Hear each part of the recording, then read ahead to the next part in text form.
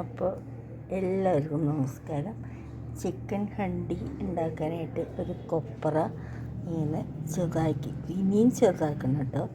അതുപോലെ നല്ല വെട്ടുകത്തി വെച്ചിട്ട് വെട്ടണോ, നിങ്ങളെ വെട്ടി നുറുക്കണോ?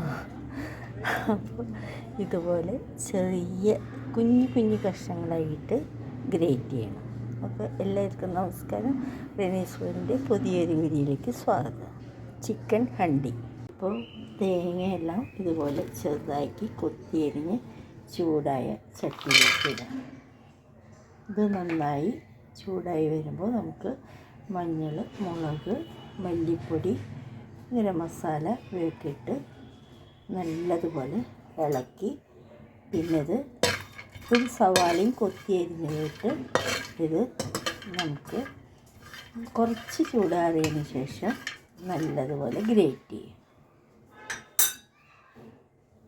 അപ്പോൾ കൊപ്ര അരിഞ്ഞത് ഇട്ടിട്ടുണ്ട്, പിന്നെ സവാള, വെളുത്തുള്ളി, കുറച്ചൊന്ന് ഇതിനൊന്ന് മയപ്പെടുത്താൻ വേണ്ടിയിട്ട് ഒരു നുള്ള് എണ്ണയും കൂടി ഒഴിക്കുക.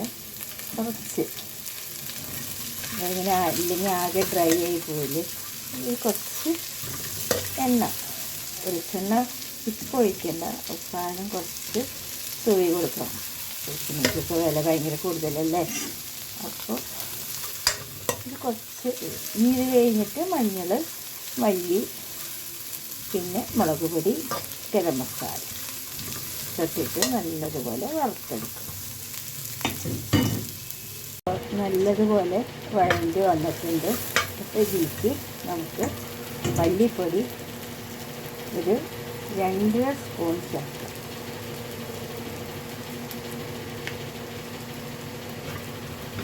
അധികം എണ്ണ ഒഴിക്കേണ്ട.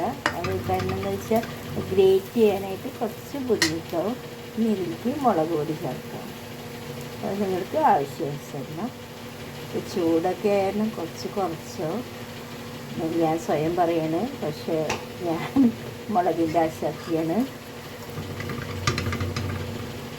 അത് കഴിഞ്ഞ് കുറച്ച് നമുക്ക് ചിക്കൻ മസാല ചേർക്കാം.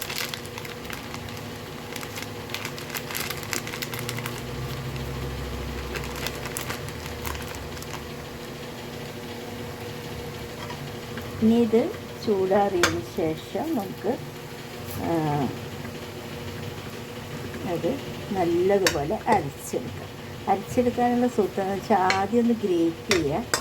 അത് കഴിഞ്ഞിട്ട് പിന്നെ സാധാരണ വലിയ ജാറിലിട്ട് കുറച്ച് വെള്ളമൊക്കെ ഒഴിച്ച് അത് അരച്ചെടുക്കുക. അത് ചിക്കൻ്റെ സ്റ്റോക്ക് ഒഴിച്ചാലും മതി.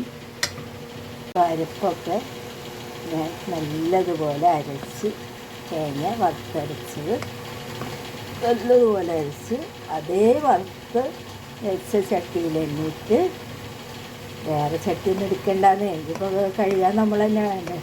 അപ്പോൾ അതിലെണ്ണിട്ട് നല്ലതുപോലെ തിളയ്ക്കുമ്പോൾ നമുക്ക്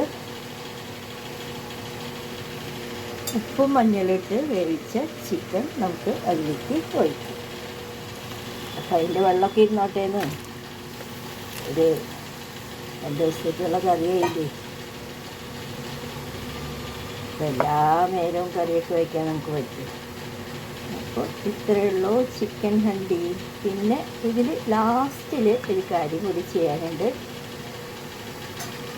കുറച്ച് അരിഞ്ഞ് വെച്ച കൊത്തമല്ലി ഇതിൻ്റെ മുകളിലേക്ക് തൂവാം.